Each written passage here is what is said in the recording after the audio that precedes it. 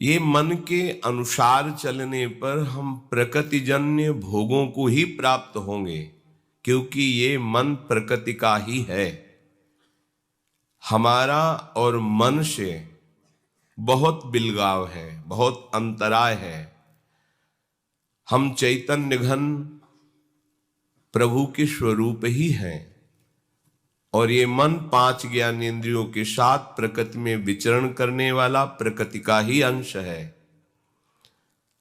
अगर हमारा कोई ठग सलाहकार हो तो हमारी यात्रा कैसे अच्छी हो सकती है? वो तो वहीं ले जाएगा जहां हमें ठग लिया जाए। तो इस मन के साथ शब्द स्पर्श रूप रस गंध, काम क्रोध मद लोभ मोह मत्सर, ये सब इसके इशारे पर खड़े हैं। और ये ठग मन हमको ऐसी ही सलाह देता है जहां हमें लुटवा देता है। हमारी सत्यता, हमारी पवित्रता, हमारी जितेंद्रियता, हमारा धैर्य, हमारी पुण्य, ये विवेक विचार, ये सब लूट लेने वाले ठग हैं। अगर हम सावधान नहीं रहे तो हमारा मन ही हमको नष्ट कर देता है।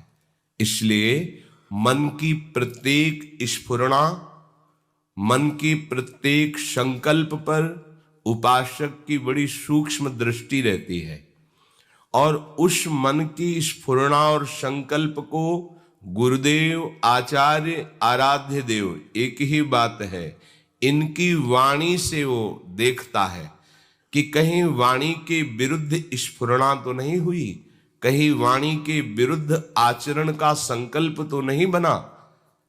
यदि चतुर उपासक इनकी जांच करता रहे और इनको डांटता रहे, मन 5 ज्ञानेंद्रियों को स्वतंत्र रूप से विषयों का संयोग न होने दे, शास्त्र मर्यादा गुरु आज्ञा के अनुसार चले, तो इसी जन्म में उसे दुर्लभ वस्तु प्राप्त हो जाती है।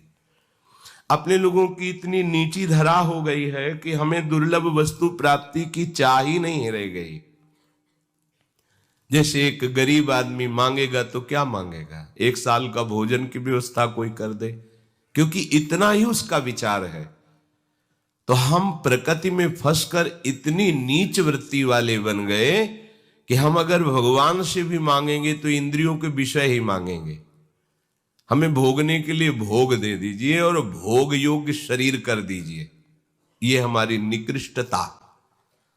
स्वयं सुख राशि चैतन्य घन परमात्मा का अंश प्रकृति के संयोग से इतना नीच प्रवृत्ति का हो गया कि वो अपने आराध्य देव, अपने स्वरूप का विस्मरण करके क्षुद्र विषयों में, जैसे आज तक किसी की ओषकण चाटने से प्यास नहीं बुझी, ऐसे ही चाहे जितना विश्व के भोग भोग लो, तुम्हारी कामना, तुम्हारी तृष्णा कभी शांत नहीं हो सकती।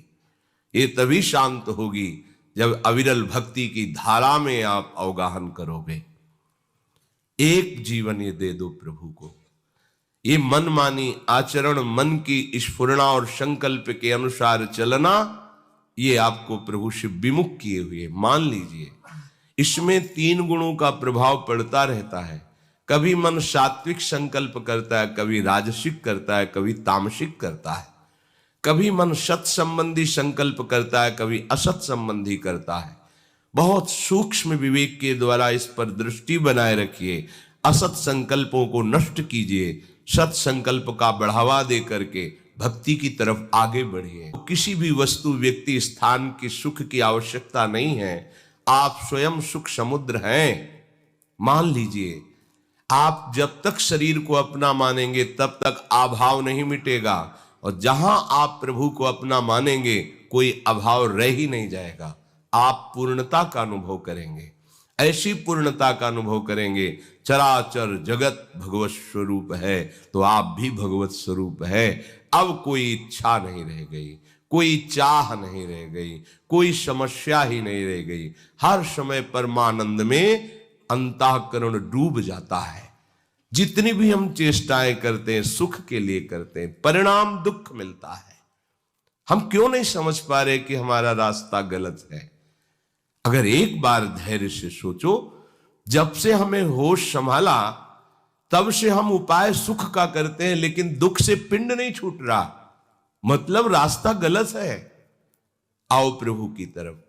जो ही प्रभु की तरफ आओगे ते ही तुम्हें हो सकता है माया सुख का प्रलोभन दे या दुख का भयावह दृश्य रख दे। घबराना नहीं, क्योंकि वो अपने फंदे से बाहर नहीं निकलने देना चाहती। दुरत्या सहज में से मुक्त नहीं कर देती।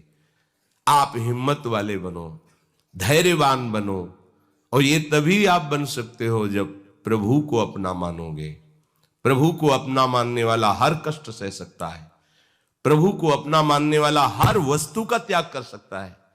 प्रभु को अपना मानने वाले को कभी कुछ भी दुर्लभ नहीं है। इस बात को पकड़िए आप। केवल प्रभु को अपना मानने वाले को सदगति उसके करतल में रहती है, उसके हाथ में सदगति है। इसलिए भगवान कृपा करके कह रहे हैं, बहुनाम जन्मनामन्ते ज्ञानवान माम प्रपद्यते वासुदेवः सर्वमिति स महात्मा सुदुर्लभ। बहुत जन्मों की साधना के परिणाम रूप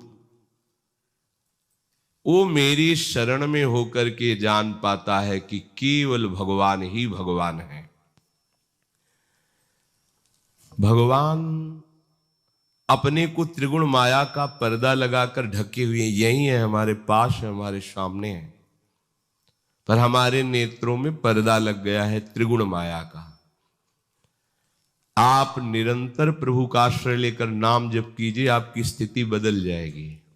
पूज्य श्री भाई जी महाराज, निष्काम मति बहुत दुर्लभ है। बुद्धि में कोई कामना ही न रह जाए और सबके प्रति सुख देने का भाव आ जाए, ये रसोपासना के उपासक की नींव है। अपनी दिनचर्या ऐसी बना लो कि कम से कम खर्चे में जाए, प्रकृति से तुम्हारा कम संबंध हो। भले हर सामग्री, हमने संत जनों को देखा है, उतना ही पानी प्रयोग करते हैं जितनी आवश्यकता। ऐसा नहीं टूटी खोल दी पानी बह रहा है, उतनी ही प्रकाश, नहीं तो बंद कर दिया, अंधेरे में बैठे हैं। शांत भगवत चिंतन। प्रकृति का प्रयोग बहुत कम मात्रा में करो। प्रार्थना मान लीजिए, आप प्रकृति के स्वामी बन करके भोग करेंगे तो आपको अपनी दासता से मुक्त नहीं होने देगी। प्रकृति अपना गुलाम बना के रखेगी आपको। उतना ही भोजन, उतना ही वस्त्र, जितना हमारे जीवन के लिए आवश्यक है, बस प्रकृति से दूर रहो। जितना आवश्यक है उतना स्वीकार करो। प्रकृति से दूर रहने का मतलब हर समय आवश्यकता हमें प्रिया प्रीतम की है, इसलिए हमें उनके चिंतन में रहना, प्रिया प्रीतम के नजदीक रहना है। और अगर प्रकृति के भोक्ता बने तो फिर प्रकृति तुम्हें गुलाम बना लेगी, वो अपनी दासता से मुक्त नहीं होने देगी। जितना आवश्यक है उतना। अगर आप पैदल चल लेते हो, आपका स्वास्थ्य ठीक है, तो आप पैदल चलने की चेष्टा करें। वाहन रिक्शा करने की जरूरत नहीं है। 10 मिनट पहले चलिए, आपका शरीर स्वस्थ रहेगा, भजन बनता रहेगा। अकेले चल रहे झूमते हुए, कोई पद गुनगुना रहे हैं, नाम चिंतन करें, या 1-2 साधक साथ चल रहे, नाम जप कर रहे। जरूरी है 4 कदम जाना है, रिक्शा में बैठ जाओ। इतना शरीर को सुकुमार कर लिए हो, प्रकृति का वार सहने की ताकत नहीं रह गई। आप सच्ची मानिए, जितना आप प्रकृति का सुख भोगेंगे उतनी प्रकृति आपको दबा देगी। गंगा के किनारे रहते थे, 10 वर्ष, हमें याद नहीं कभी जुकाम हुआ होगा। 3 टाइम गंगा स्नान होता था। प्रकृति का सीधा वार से हो, परमात्मा चिंतन अखंड होने लगेगा, क्योंकि आप साधक हैं। हम प्रकृति के गुलाम बनते जा रहे हैं, तो हमारे अंदर सुख देवे को चाव नहीं आएगा, सुख लेवे को चाव आएगा। हर वस्तु से, हर व्यक्ति से, हर पदार्थ से हम सुख भोग लें। ये उपासक नहीं है, ये उपासना नहीं, ये वासना है। हमें वासना को उपासना में बदलना है। फिर ध्यान दीजिए, प्रकृति की उतनी ही वस्तु प्रयोग कीजिए जितनी अत्यंत आवश्यक है।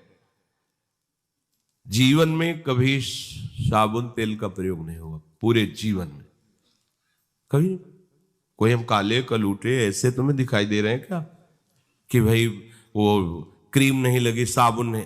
अरे भागवती तेज से संपन्न उपासक होता है, भले त्वचा का रंग सांवला है पर हृदय में तो गौर श्याम विराजमान है, उनका प्रकाश होता है। साधु को साबुन लगाने की क्या जरूरत है? अच्छा कपड़ा है फट गया तो सिल लिया है, रजी तो लगती है, पानी से धो लिया, क्या जरूरत है प्रकृति के विविध प्रकार की साबुनों की, वस्तुओं की? जितना आप प्रयोग करेंगे उतनी गुलामी होगी। आप तर्क कर सकते हो, बहुत बढ़िया है आपके पास बुद्धि एक दूसरे पर, लेकिन हम आपको जो कह रहे हैं जब वो धरा आ जाएगी ना तो फिर इन सब बातों का कोई महत्व नहीं रहता, लेकिन वहां तक इस बात का महत्व रखना पड़ेगा। अगर आप प्रकृति का भोग करेंगे तो प्रकृति आपको मुक्त नहीं होने देगी, शब्द याद कर लीजिए। वृंदावन के सिवा कभी जीवन में ऐसे मंजन नहीं हुआ, कोलगेट आदि जो कहते हैं, कभी नहीं। गंगा जी की बालू वही ऐसे हुई है, कभी कहीं 1 रुपए का खर्चा जीवन में नहीं। चाय कभी नहीं पी, चाय क्या मतलब, रोटी मिल जाए 2-4 दिन में तो भगवान की कृपा। गंगा किनारे कौन सा वहां कोई 56 भोग लिए बैठा है? चित्त वृत्ति को निरंतर भगवदाकार करने के लिए प्रकृति के संयोग का कोई भी चिंतन न रह जाए। बहुनाम जन्मनामन्ते ज्ञानवान माम प्रपद्यते, ऐसे थोड़ी भगवदानंद की अनुभूति होती है। जवान हो, स्कूटी में भर भर घूम रहे हो, इधर उधर भागे घूम रहे हो, अत्यंत आवश्यक बात है कोई ऐसी है कि अमुक समय पहुंचना ही तो ठीक है, नहीं आराम से टहलते हुए जा रहे हैं, राधा वल्लभ श्री हरिवंश चिंतन करते चले जा रहे हैं। ये जो आपकी सुख वृद्धि बुद्धि में आ गई है प्रकृति जन्य भोगने की, ये आपको परमात्मा प्राप्ति होने में बाधा खड़ी करती रहेगी। आप ध्यान से सुन लो, हम बहुत अच्छे अच्छे महापुरुषों का गंगा किनारे दर्शन, स्पर्श, संभाषण आदि प्राप्त हुआ, देखा है। केवल उतना ही प्रयोग जितनी आवश्यकता है, अन्यथा नहीं। दूसरों को पवाने में बड़े प्रवीण हो, अपने पाने में बहुत संकुचित।